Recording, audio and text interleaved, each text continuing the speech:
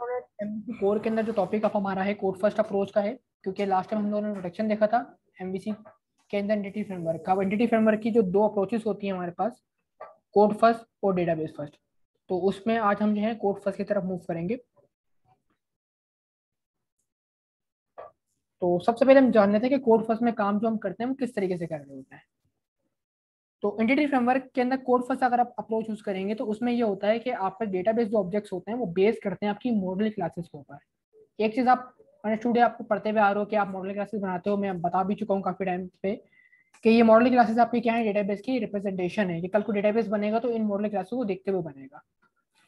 तो इसमें होता ये कि आप पहले बनाते हो मॉडल क्लासेस, और मॉडल क्लासेस के देखते हुए आपका डेटाबेस ऑटोमेटिकली क्रिएट हो रहा था। यानी कि आपको एसक्यूएल के अंदर कुछ ज्यादा वर्किंग करने की जरूरत नहीं होती, सिर्फ आपको कनेक्शन स्ट्रिंग क्रिएट करनी होती है, एसक्यूएल का पाथ देना होता है कि एसक्यूएल कहाँ पे इंस्टॉल हुआ हुआ है, क्या उसका लोकल होस्ट पे है या ऑनलाइन है, सिक्योरिटी लगी हुई है नहीं लगी हुई, डेटाबेस कौन सा है, जस्ट इतने काम आपको करने हैं। डेटाबेस और उसके टेबल ऑटोमेटिकली क्रिएट हो जाएंगे based upon our model classes. तो ये हम एक अप्रोच होती है जो कि हमने फॉलो करनी है। और सबसे जो है ना कॉमन अप्रोच भी एंटिटी के अंदर कोड फर्स्ट की अप्रोच होती है। इसमें ये होता है कि आप सी शार्प का कोड पहले कर लेते हो और एसक्यूएल की जो भी क्लासेस एसक्यूएल सॉरी जो टेबल्स वगैरह होते हैं वो हमारे क्लासेस के ऊपर बेस करते हुए ऑटोमेटिकली क्रिएट हो रहे होते हैं। इसमें ये कि हम अपने कस्टम मॉडल क्लासेस बनाते हैं जो कि कल को हमारे डेटाबेस की टेबल्स बन जाएंगे। तो इन शॉर्ट कि आपको डेटाबेस पे कुछ ज्यादा खर्च नहीं करना है इस अप्रोच के अंदर। आप डेटाबेस का इतना आइडिया नहीं है तो आप ये अप्रोच यूज कर सकते हैं। इसमें ये कि डेटाबेस के ऊपर हम ज़्यादा बात नहीं करते, हम सिर्फ मॉडल क्लासेस क्रिएट करते हैं और मॉडल क्लासेस को देखते हुए हमारा जो डेटाबेस है उसके टेबल्स है ऑटोमेटिकली क्रिएट हो रहे होते हैं। तो इसको काम करने का, इसको वर्किंग में लाने का कुछ अप्रोचेस हैं, यानी कि कुछ आपके तो मेथड्स हैं जो कि हमें फॉलो करने हैं। कुछ मेथड्स मैंने लिख दिए, ये 5-6 मेथड्स हैं, ये स्टेप्स के लो, ये इनको फॉलो करेंगे वन बाय वन और आपकी जो एप्लीकेशन है complete crude application in 5-6 methods को फॉलो करते हुए बन जाएगी। तो फर्स्ट हमारे पास आता है कि आप जो है एंटिटी फ्रेमवर्क कोर को इंस्टॉल करें फ्रॉम नूगेट पैकेज मैनेजर। आप इसके लिए कि हमें एक फ्रेश प्रोजेक्ट लेना और यहाँ पे वर्किंग स्टार्ट करनी है अपनी। तो हम मूव करते हैं अपनी एप्लीकेशन की तरफ और एक फ्रेश प्रोजेक्ट ब्लैंक प्रोजेक्ट को क्रिएट करते हैं। ओके, सबसे पहले हम सोल्यूशन पे आते हैं, राइट क्लिक करते हैं। मेरे पास ऑलरेडी कुछ प्रोजेक्ट्स मौजूद हैं, मैं इसी के अंदर ही एक न्यू प्रोजेक्ट को क्रिएट कर लेता हूँ। और इस बार जो हम टेम्पलेट यूज करेंगे वो यूज करेंगे ASP.NET core web app using MVC। ठीक है, क्योंकि हमने जो है ना कुछ बेसिक चीजें हैं जैसा है कि हमें राउटिंग होती है वो हमें चाहते हैं बाय डिफॉल्ट इनेबल मिल जाए, बूटस्ट्रैप लगा हुआ मिल जाए। इसके साथ साथ जो व्यू इंपोर्ट्स की फाइल होती है, व्यू स्टार्ट की फाइल, कुछ बेसिक फाइल्स जो होती हैं हम जो नॉर्मली खुद से क्रिएट करते हुए चल रहे हैं, तो हम इस दफा चाह रहे हैं कि चीजें खुद से हमें मिल जाए ऑटोमेटिकली तौर पर, ताकि हमें काम जो है थोड़ा सा आसान हो जाए हमारे लिए ना, कुछ काम हमारा ऑटोमेट हो जाए। इसका मैं नाम रख रहा हूँ EF कोड फर्स्ट। अच्छा, जो टारगेट फ्रेमवर्क का हमारा वर्जन है .NET का, वो मेरे पास 2 भी आ रहा है, 3 भी आ रहा है, करंट वर्जन जो है हमारे पास 5 चल रहा है। तो हम जो करंट वर्जन चल रहा है इसी की तरफ जाएंगे। अभी तक जो प्रोजेक्ट हमने बनाया वो 2 पे बनाए थे, लेकिन ये कि आप इसके ऊपर भी प्रोजेक्ट क्रिएट कर सकते हो, हमें ज्यादा कुछ फर्क नहीं मिलेगा आपको देखने को। सिर्फ जो राउटिंग होती है उसमें कुछ थोड़ी बहुत चेंजेस आपको नजर आएंगी, तो मैं आपको बता दूंगा। ओके, प्रोजेक्ट आपके पास एक आ गया फ्रेश प्रोजेक्ट, इसको आप सिलेक्ट करवा लो। EF कोड फर्स्ट का प्रोजेक्ट मैंने सिलेक्ट करवा लिया। और यहाँ पे आने के बाद सबसे पहला जो स्टेप हमारा वो ये था कि हमने एंटिटी फ्रेमवर्क को डाउनलोड करना है फ्रॉम नूगेट पैकेज मैनेजर। तो ये हमें कहाँ मिलेगा, हम अपने प्रोजेक्ट के ऊपर आएंगे, राइट क्लिक करेंगे और यहाँ पे आपने जो क्लाइंट सेट लाइब्रेरीज हमने ऐड कराई थी कुछ क्लासेस पहले बूटस्ट्रैप वगैरह के लिए, तो सेम हमने यहाँ पे एक ऑप्शन मिलता है मैनेज नूगेट पैकेजेस का। इस पे आप क्लिक करें, जैसे कि प्ले स्टोर नहीं होता हमारा मोबाइल एप्लीकेशन का, यहाँ पे सारी एप्स होती हैं। तो यहाँ पे हमारी सारी बैकएंड्स की एप्लीकेशन की जो ऐप होती है वो नजर आ जाएंगी, सारे जो फ्रेमवर्क्स होती हैं, जो लाइब्रेरीज होती हैं, सब हमें मिल जाएगा यहाँ पे। तो हम यहाँ पे सिंपल सर्च करेंगे एंटिटी फ्रेमवर्क और आगे लिख दिएगा SQL। SQL लिखने का मकसद ये है कि अगर आप एंटिटी फ्रेमवर्क कोर की तरफ जाएंगे ना, तो कोर जो है ना ये मतलब वाजे नहीं कि किसके लिए बन रहा है फ्रेमवर्क, जो है किसके लिए आप काम करो, कौन से डेटाबेस के लिए काम करोगे। क्योंकि एक बात बता चुका हूँ, क्रॉस प्लेटफॉर्म है, मतलब ये कि SQLite के साथ भी यूज हो रहा होता है, ये ओरेकल के साथ भी यूज हो रहा होता है, पोस्टग्रेसक्यूएल के साथ भी यूज हो रहा होता है, SQL सर्वर के साथ भी यूज हो रहा होता है, डिफरेंट डेटाबेस के साथ हम एंटिटी फ्रेमवर्क को यूज कर सकते हैं। तो हमें जो यूज करना है वो करना है entity.framework core.sql सर्वर, क्योंकि हम SQL सर्वर के साथ कंपेटेबिलिटी चाह रहे हैं। अगर आपके पास कोई और डेटाबेस है MySQL या कुछ और है तो आप वहां से उसके लिए भी अलग फ्रेमवर्क मिल जाता है, अलग एक वेरिएंट होता है, वो आप यूज कर सकते हो। स्टेबल वर्जन आ रहा है इसका, जो भी आप सिलेक्ट कर लें, ठीक है, और उसको आप करते हैं सिंपल इंस्टॉल। अच्छा, तो इंस्टॉलेशन में थोड़ा सा टाइम लगेगा, ये इंटरनेट के ऊपर डिपेंड करता है आपके, ये कुछ मिनट बाद ये इंस्टॉलेशन कर देगा। ओके, मेरे पास इंस्टॉल हो चुके हैं और आपके सामने फिनिश भी आ गया है और जो इंस्टॉल का बटन था वो अब कन्वर्ट हो गया अनइंस्टॉल के बटन के अंदर। ठीक है, तो ये जस्ट लाइक किसी भी ऐप की तरह इंस्टॉल कर लिया हमने। इस पैनल को बंद कर दें और देखने के लिए कि क्या प्रॉपर एंटिटी हमारे पास इंस्टॉल हो चुका है। डिपेंडेंसीज में आएंगे आप, डिपेंडेंसीज के अंदर आप यहाँ पे ऑप्शन मिलेगा आपको पैकेजेस का। इस पैकेजेस पे आप क्लिक करें तो आपके सामने जो भी पैकेज आपने इंस्टॉल किया है अभी, वो पैकेज का यहाँ पे वर्जन के साथ नाम आ रहा होगा। ये सबसे बेस्ट इंडिकेशन है कि आपने एंटिटी को इंस्टॉल किया हुआ है या नहीं किया हुआ। ठीक है, तो फर्स्ट स्टेप हमारे पास हो गया डन, जो कि इतना कोई मुश्किल नहीं था। मूव करते हैं हम अपने सेकंड स्टेप की तरफ, जो कि हमारे पास है कि हमने मॉडल क्लासेस और डेटाबेस कॉन्टेक्स्ट क्लास, ये दो क्लासेस होती है, हमने क्रिएट करनी है। तो पहले हमने क्रिएट करनी है मॉडल क्लास, जो कि एक्चुअल में हमारे डेटाबेस की रिप्रेजेंटेशन होगी।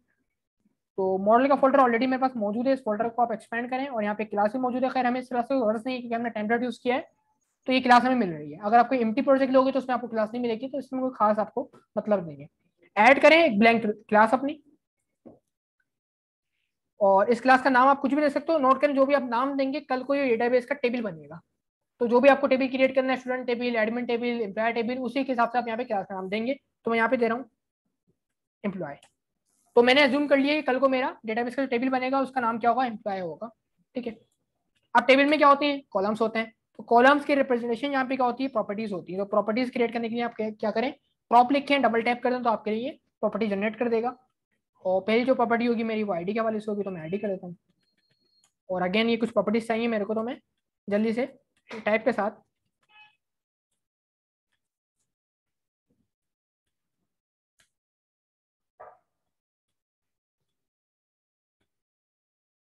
एज हो गया मेरे पास,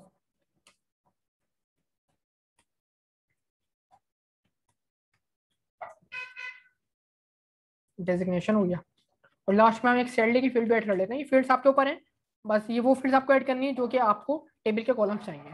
तो जो भी आपके टेबल के कॉलम रिक्वायर्ड है वो आप यहाँ पे फील्ड्स क्रिएट कर लीजिएगा। तो ये हमारे पास टेबल क्रिएट हो जाएगा, एम्प्लॉय का टेबल, और उसके अंदर 5 कॉलम्स होंगे, आईडी, नेम, एज, डेजिग्नेशन और सैलरी। अच्छा, एसक्यूएल का जब टेबल क्रिएट करते हैं तो उसमें एक चीज आपको पता है कि आप फर्स्ट कॉलम को जो कि जनरली आईडी का कॉलम होता है, उसको आप प्राइमरी की बना रहे होते हो। तो प्राइमरी की से होता है क्या है कि उसमें डेटा डुप्लीकेट नहीं हो रहा होता और डेटा ऑटोमेटिकली इंसर्ट भी हो रहा होता है, ऑटो इंक्रीमेंट भी लग जाता है। वो प्राइमरी की ऐड करने के लिए आपको क्या करना है, यहाँ पे सिंपल एक की का एट्रीब्यूट लगा देना है, समथिंग लाइक दैट। और यहाँ पे आपने ये जो की का एट्रीब्यूट है ये नेम स्पेस में मौजूद है, उस नेम स्पेस का नाम है डेटा एनोटेशन। तो आप यहाँ पे जो सिंबल नजर आ रहे हैं सिंबल पे आओ,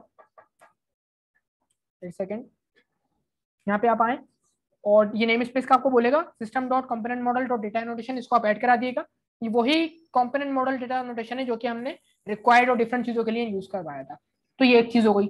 सेकंड चीज मैं चाह रहा हूँ कि इनमें से कोई भी फील्ड मेरी मतलब इम्प्टी सबमिट ना हो। ठीक है, तो उसके लिए हम क्या करेंगे, अच्छा बाय डिफॉल्ट क्या होता है, ये आप जो डेटाबेस बनाएंगे ना तो उसमें बाय डिफॉल्ट सेटिंग ये चलेगी कि जो फील्ड्स आपके इंटीजर्स की फील्ड है, यानी कि आईडी, एज और सैलरी, इनके ऊपर तो वो ऑटोमेटिकली रिक्वायर्ड लगा देगा। बाकी स्ट्रिंग के ऊपर और सैलरी के जो डेजिग्नेशन है उसके ऊपर रिक्वायर्ड नहीं लगाएगा। तो मैं चाहूंगा हर एक फील्ड को रिक्वायर्ड कर दिया जाए। तो हम यहाँ पे क्या करते हैं, सिंपल रिक्वायर्ड लगा देंगे हर एक फील्ड के साथ। अच्छा, अब क्योंकि आईडी तो हमने की के साथ लगा दी, तो मतलब आईडी प्राइमरी की बन चुकी है, तो इसमें ये कि हमने रिक्वायर्ड लगाने की खास जरूरत नहीं है क्योंकि आईडी हम लिखेंगे भी नहीं, आईडी ऑटोमेटिक आ जाएगी। हमने सिर्फ नेम को फिलअप करना है, नेम की फील्ड बनानी है, एज की, डेजिग्नेशन की और सैलरी की, और एक सारी की सारी फील्ड्स क्या है हमारे पास, रिक्वायर्ड फील्ड्स हैं। एक चीज ये हो गई। तो सेकंड स्टेप हमारा हाफ कंप्लीट हो गया कि हमने मॉडल क्लास क्रिएट कर ली। सेकंड स्टेप क्या हमारा, कॉन्टेक्स्ट क्लास क्रिएट करना। तो कॉन्टेक्स्ट क्लास पहले क्रिएट करते हैं, फिर बताता हूँ क्यों क्रिएट करनी है हमने। अच्छा, कॉन्टेक्स्ट क्लास भी क्रिएट जो होगी वो मॉडल के अंदर ही होगी। मॉडल्स पे राइट क्लिक करें, ऐड न्यू क्लास। अच्छा, इसका नाम मैं दे रहा हूँ, ये क्योंकि बन रही है एम्प्लॉय के लिए तो मैं इसका नाम दे रहा हूँ employee context dot C S. ये कॉन्टेक्स्ट क्लास एक ऐसी क्लास है जो कि आपके इस मॉडल क्लास को रीड करेगी और कन्वर्ट करवाएगी डेटाबेस के टेबल की फॉर्म में। यानी कि हमने एक शुरू से पॉइंट डिस्कस करते आ रहे हैं कि हमारा मॉडल बात करेगा डेटाबेस से, हमारा मॉडल कम्युनिकेट करेगा डेटाबेस से। तो एक्चुअल में मॉडल भी डायरेक्ट कम्युनिकेट नहीं कर सकता हमारे डेटाबेस से। मॉडल बात करेगा एक क्लास है जिसका नाम है कॉन्टेक्स्ट क्लास, और वो कॉन्टेक्स्ट क्लास क्या करेगी, वो मॉडल को पढ़ेगी। ठीक है, और मॉडल क्लास की जो भी फील्ड्स हैं उनको कन्वर्ट कर दिया जाएगा एसक्यूएल कॉलम के, एसक्यूएल टेबल के कॉलम्स के अंदर। तो पहले तो हमने इस क्लास को कॉन्टेक्स्ट क्लास बनाना है। तो कॉन्टेक्स्ट क्लास बनाने के लिए हमने इसको इनहेरिट करना है एक क्लास से जो कि हमें एंटिटी फ्रेमवर्क प्रोवाइड करके दे रहा होता है, और उस क्लास का जो नाम है वो है डीबी कॉन्टेक्स्ट। तो आप लिखें यहाँ पे डीबी कॉन्टेक्स्ट। अब डीबी कॉन्टेक्स्ट क्योंकि मैंने कहा ये एंटिटी के अंदर आता है, तो एंटिटी का हमने जो नेम स्पेस है वो ऐड करवाना भी आपके सामने बोल रहा है नॉट फाउंड। तो आप सिंपल यहाँ पे आए और एंटिटी फ्रेमवर्क कोर का नेम स्पेस ऐड करवा दें टॉप के ऊपर। जैसे ही आपने नेम स्पेस ऐड करवाया, कॉन्टेक्स्ट क्लास का एरर सॉल्व हो गया। तो अब जो है आपकी जो एम्प्लॉय कॉन्टेक्स्ट है वो बन गई है कॉन्टेक्स्ट, जो कि डीबी कॉन्टेक्स्ट क्लास है ना, उसके सारे फीचर उठ के एम्प्लॉय कॉन्टेक्स्ट के पास आ गए। अब यहाँ पे हमने दो काम करने, एक बनाना है कंस्ट्रक्टर और एक बनाना है मेथड, जो कि जरूरी है आपके लिए। तो पहले हम कंस्ट्रक्टर क्रिएट करते हैं। कंस्ट्रक्टर का नाम वही होता है जो कि क्लास का नाम है। तो आप बनाएं पब्लिक एम्प्लॉय कॉन्टेक्स्ट, ये हमारा कंस्ट्रक्टर बन रहा है, जिसमें आपको लिखना है डीबी कॉन्टेक्स्ट ऑप्शंस।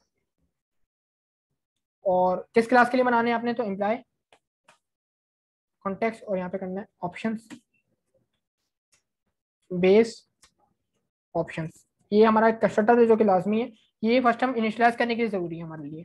कंस्ट्रक्टर पता है ना आपको ऑटोमेटिकली रन हो जाता है। कंस्ट्रक्टर जो है जैसे क्लास को कॉल करेंगे ऑटोमेटिक रन हो जाएगा। तो ये लाजमी होता है कि जैसे ही हमारी क्लास कॉल हो तो ये कंस्ट्रक्टर ऑटोमेटिकली कॉल हो जाए और ये हमारे लिए क्या करे, प्रिपेयर कर दे हमारी इस मॉडल क्लास को कि भाई अब तुम्हें क्या करना है, डेटाबेस के अंदर कन्वर्ट होना है।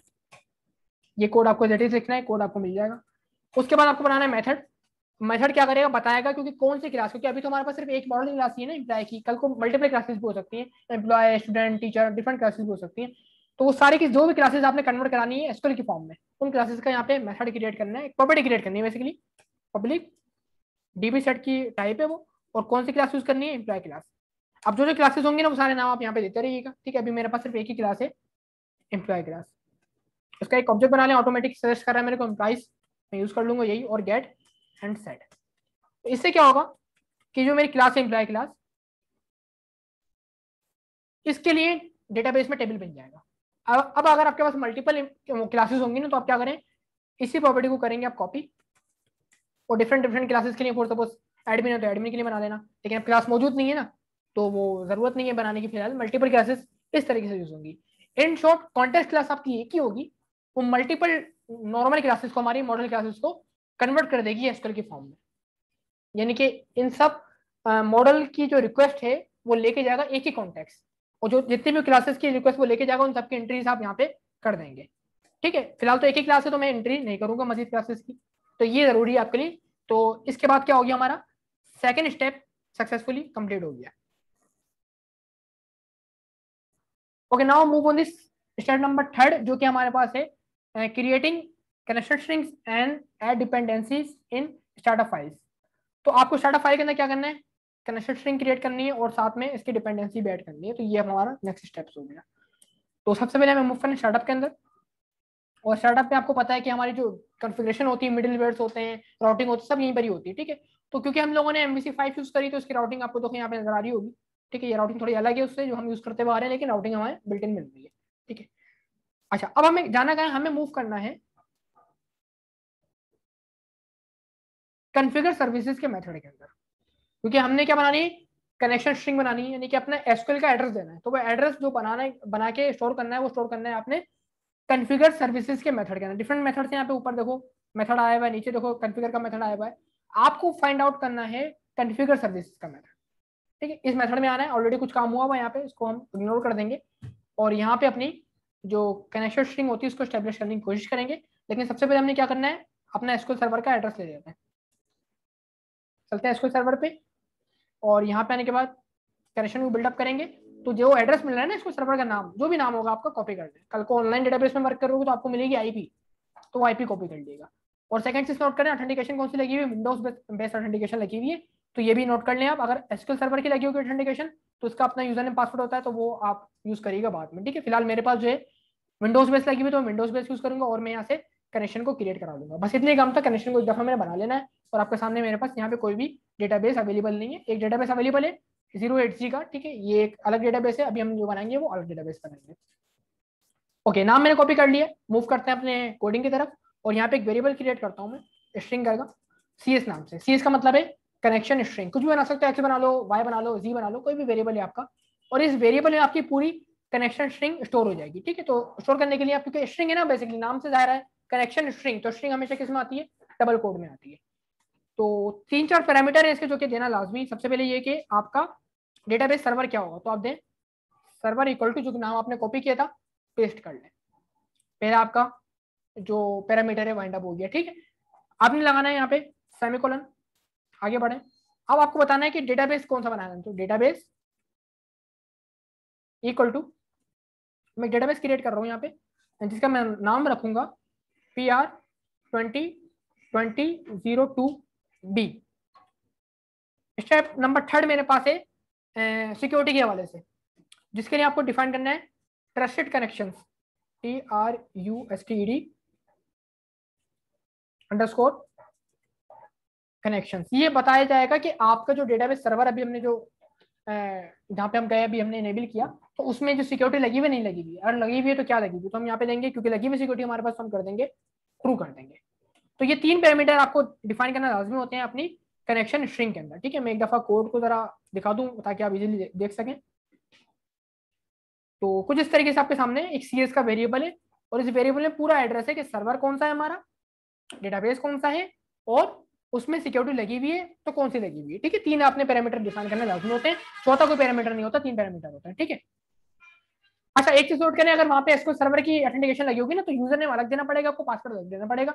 अभी जो हमने कंबाइन दे दी ना बेटा, trusted connection equal to true दे रही है, तो इसका मतलब है ऑटोमेटिकली दोनों चीज सेंस कर लेगा वो। लेकिन अगर आपकी अलग अलग यूजर नेम पासवर्ड की फील्ड एसक्यूएल के अंदर, तो फिर आप अलग से डिफाइन करेंगे user name this, password this. ठीक है, अच्छा अभी एक एरर दे रहा है, इस एरर का मकसद ये है कि ये स्ट्रिंग है ना, तो स्ट्रिंग के अंदर ये सिंबल आ रहा है, ये मेरे एसक्यूएल सर्वर के एड्रेस में सिंबल आ रहा था, तो इस सिंबल को रिजोल्व करने के लिए आप क्या करें, वर्बेटम लिटरल यूज कर लें, आप यहाँ पे लगा दें @ शुरू के अंदर। ठीक है, ये बेसिक शीशा आपका कॉन्सेप्ट है, तो ये आप सॉल्व कर सकते हो इस तरीके से। अब पूरा का पूरा एड्रेस कहाँ पे आ गया, CS के पास आ गया। अब CS को एक्चुअल में हमने अपने प्रोजेक्ट के साथ बिल्ड करना है, कॉन्फ़िगर कराना है। तो कॉन्फ़िगर कराने के लिए हम जो सर्विसेज का ऑब्जेक्ट है ना, उसको यूज में लेके आएंगे, services dot add DB context, एक सेकेंड, एड DB कॉन्टेक्स्ट। ठीक है, अच्छा अब यहाँ पे अपने कॉन्टेक्स्ट क्लास का नाम आएगा, तो कॉन्टेक्स्ट क्लास का नाम हमारे पास जो था वो था एम्प्लॉय कॉन्टेक्स्ट, तो आप यहाँ पे देना EMPLOY एम्प्लॉय कॉन्टेक्स्ट नाम दे रहे हैं, जो कि आपकी कॉन्टेक्स्ट क्लास भी बनाई थी हमने थोड़ी देर पहले। ठीक है, जो भी हम नाम दोगे, DB कॉन्टेक्स्ट दे दिया आपने इसका नाम, या माई कॉन्टेक्स्ट दे दिया, आपके ऊपर है। ठीक है, तो वो वही नाम आपका यहाँ पे यूज में आएगा।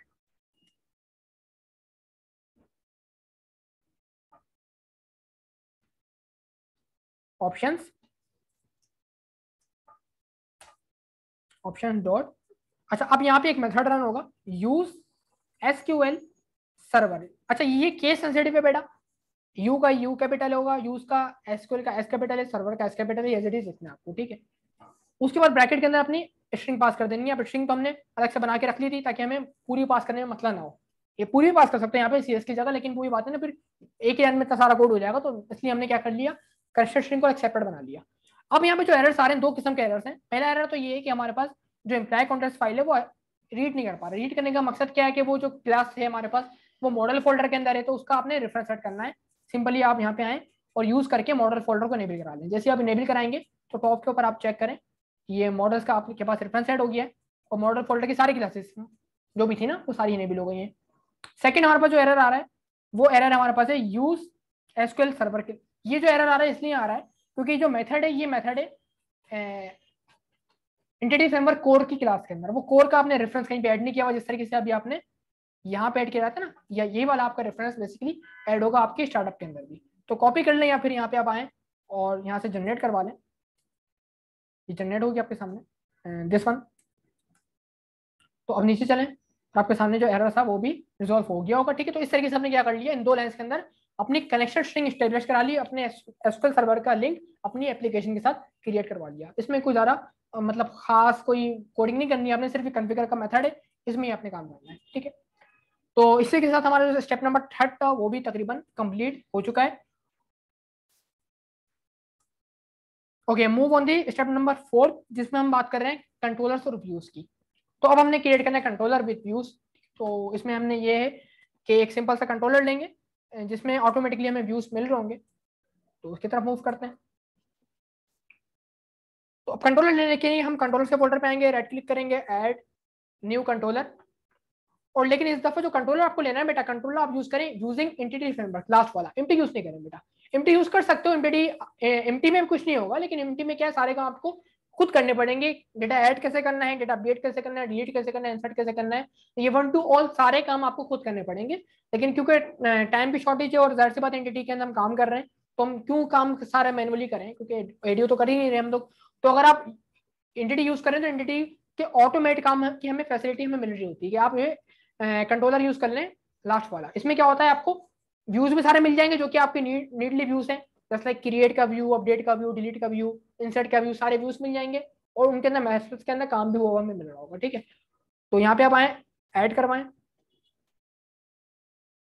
अच्छा, आप क्योंकि व्यूज मिलेंगे ना, तो ये बोलेगा व्यूज किस क्लासेस के ऊपर बेस करवाने, तो आप क्या करें, सबसे पहले मॉडल क्लास का रेफरेंस ऐड करें। तो कौन सी क्लास के लिए बनाने व्यूज, एम्प्लॉय क्लास के लिए बनाना है, क्योंकि एम्प्लॉय ही टेबल बनेगा भी, हमारा टेबल जो बनेगा एम्प्लॉय का बनेगा। तो उसकी जो भी फील्ड्स हमने बनाई है उसके लिए हमें कॉलम भी तो चाहिए सारे अपने टेबल के कॉलम, और इनपुट की फील्ड्स हमारी, डेजिग्नेशन की फील्ड, नेम की फील्ड, एज की फील्ड, उसके लिए हम बता रहे हैं कि कौन सी क्लास को देखते हुए फील्ड्स बनानी है। उसके बाद मॉडल क्लास तो हमारी हर दफा सेम ही चलेगी, एक ही चलेगी। ठीक है, अगर मल्टीपल भी मॉडल बन जाएंगे तो क्लासेस तो हमारी मॉडल जो कॉन्टेक्स्ट क्लास है वो हमारी सेम ही चलेगी। उसके बाद ये है कि अगर आपको कोई लेआउट वगैरह फॉलो करना है तो यहाँ पे दे दो, फिलहाल कुछ नहीं करना। कंट्रोलर नेम जो है मेरा एम्प्लॉय से, नोट कर लें इसको, आप नाम चेंज कर सकते हैं। तो मैं नाम चेंज नहीं कर रहा, फिलहाल ऐड करवाता हूँ। तो इसमें कुछ टाइम लगेगा, ठीक है, ये आपको कुछ लोडिंग का जो है ना ड्यूरेशन देगा। उसके बाद ये आपके लिए कंट्रोलर क्रिएट कर देगा with methods with views.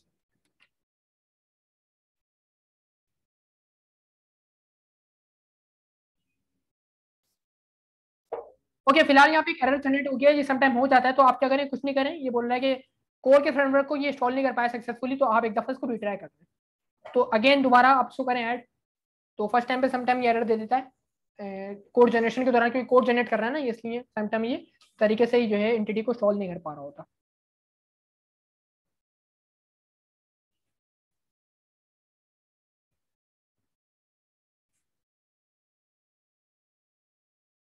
Okay, as you can see हमारे पास कंट्रोलर आ गया है। और नोट दिस कंट्रोलर, यहाँ पे जो इसके ना मेथड्स हैं वो आपके सामने हैं।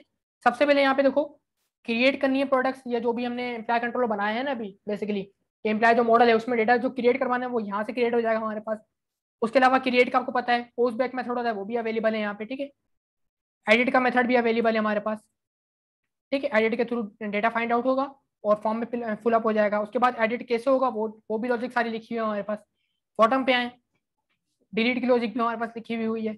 और बॉटम पे आओ, डिटेल्स की लॉजिक भी, डिलीट कंफर्म की लॉजिक भी, हर एक चीज यहाँ पे जो है ना अवेलेबल है। और सिर्फ यही नहीं, अगर आप व्यूज पे चलेंगे तो व्यूज में एम्प्लॉय का पूरा फोल्डर आ गया। इस फोल्डर के अंदर पूरे पैकेज के जो सारे व्यूज हैं अवेलेबल है, जिसमें create, delete, detail, edit, index, जो कॉमन काम होते हैं क्रूड एप्लीकेशन के, तकरीबन सारे काम यहाँ पे इसने ऑटोमेटिकली करके दे दिए। इसमें आप किसी में भी जाओगे, फॉर सपोज हम जाते हैं क्रिएट में जाते हैं, तो क्रिएट में बेसिकली आपके सामने लेबल भी आ जाएगा नेम के हवाले से, जो लास्ट टाइम हम लोगों ने बनाया ना मैनुअली फॉर्म, वो सारे ऑटोमेटिक करके दिए इसने। इनपुट फील्ड भी दे दी और साथ साथ वैलिडेशन के लिए भी जो एरर बनाने की जो स्पेस होता है वो भी क्रिएट करके दे दिया विद बूटस्ट्रैप क्लासेस।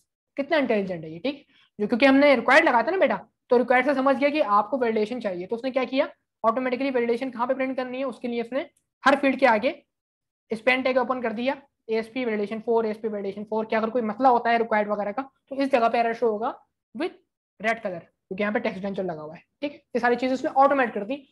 अब आपके पास फाइनल स्टेप है, लेकिन फाइनल स्टेप से मूव करने से पहले हम एक काम करेंगे, वो ये कि राउटिंग जो हमने बनाई है ना अपनी, बनाई तो करनी है, राउटिंग हमारे पास ऑटोमेटिक आ गई है।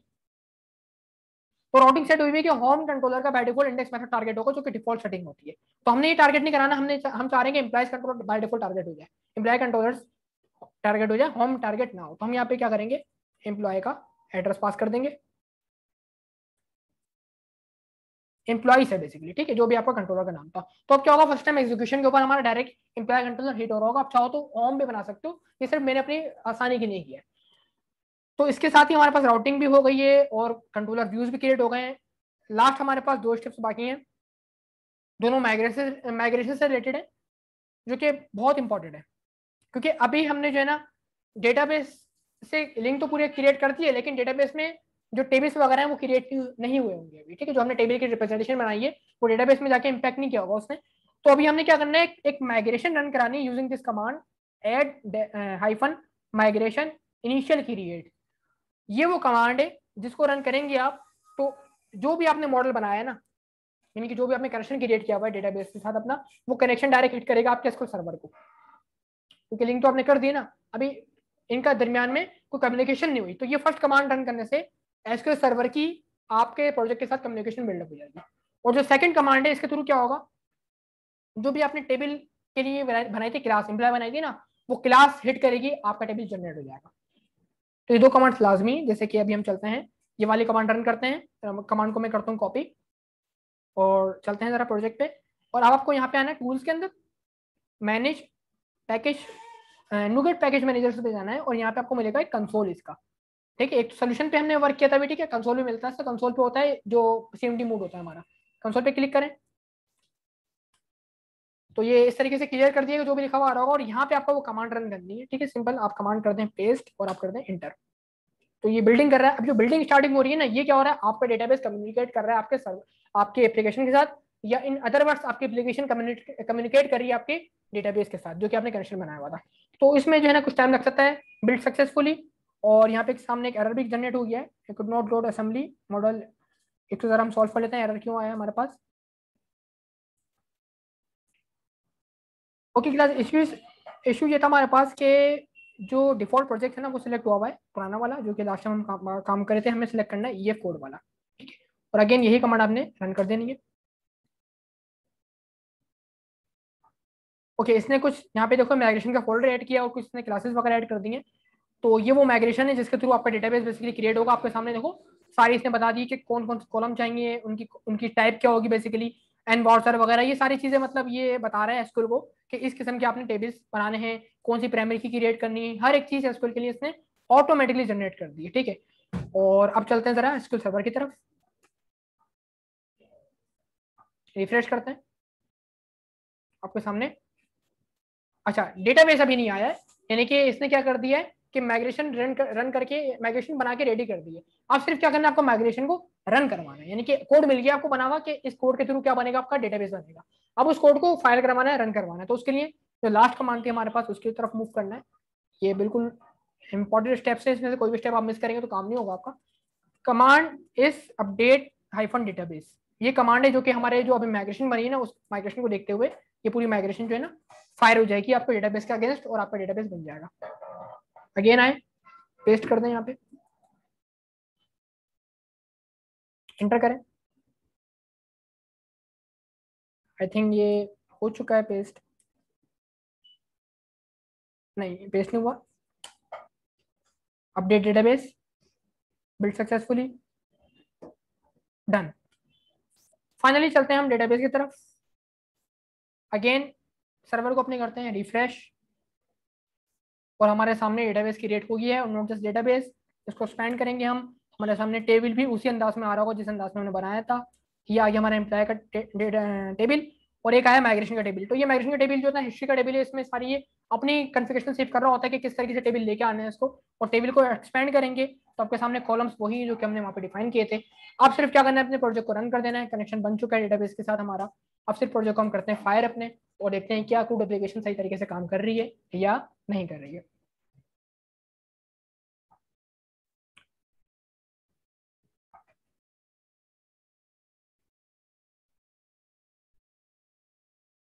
ओके, ये अभी तक की हमारी यूआई है। देखो डेटाबेस से ही सारा डेटा लेके आ रहा है, जो हमारे पास लेबल्स हैं सारे टेबल वगैरह के, ठीक है, कॉलम्स के। आपके एक रिकॉर्ड नया क्रिएट करते हैं, क्रिएट न्यू पे क्लिक किया हमने, क्रिएट के फॉर्म पे मूव करके सारे फॉर्म सारे पेजेस मुझे बने हुए मिल गए। ठीक है, तो मैं यहाँ पे जस्ट एंट्री करता हूँ एक नॉर्मल सी, ठीक है, और यहाँ पे हम जो है ना जस्ट रिकॉर्ड, डमी रिकॉर्ड जो है इंसर्ट करते हैं, देन हिट क्रिएट। तो आपके सामने रिकॉर्ड इंसर्ट हो चुका है, और सिर्फ यहाँ पे इंसर्ट नहीं हुआ है, जाहिर सी बात है डेटाबेस में गया होगा तभी तो यहाँ पे फेच होके आ रहा है, कोई हवाओं से थोड़ी आ रहा है। आप यहाँ पे हैं,